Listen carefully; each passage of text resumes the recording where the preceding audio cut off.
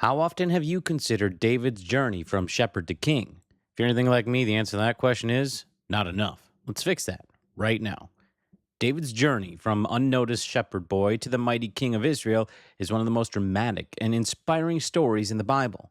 His rise was not rooted in wealth, status, or power, but in faith, obedience, and the sovereign hand of God.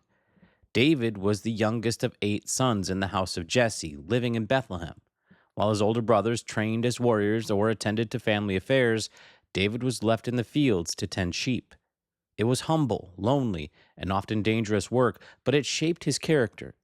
In the solitude of the pastures, David trained and learned courage by defending his flock from wild animals, and he deepened his relationship with God through prayer, worship, and music.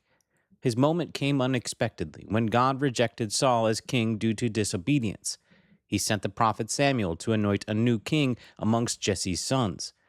To everyone's surprise, including Samuel's, God chose David, the youngest and least likely.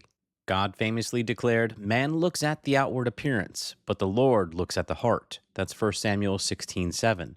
Though David was anointed, he didn't rush to claim the throne. He returned to his sheep, trusting God's timing. David's next step towards kingship was even more surprising: a battlefield. While bringing food to his brothers at war, David heard the threats of Goliath, the Philistine giant. Unlike seasoned soldiers, David was outraged by Goliath's defiance of God.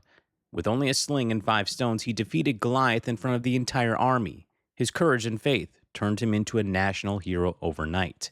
King Saul initially welcomed David, but soon grew jealous of his popularity.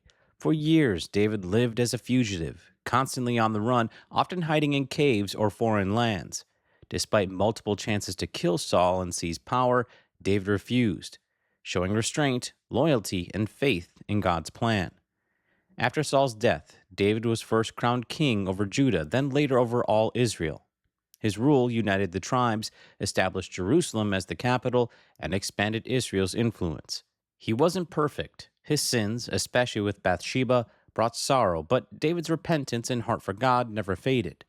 David's journey is a powerful reminder that greatness in God's eyes doesn't come from titles or appearances, but from humility, faith, and obedience. His story encourages anyone who feels unseen or overlooked. God sees the heart, and he raises up those who trust him most.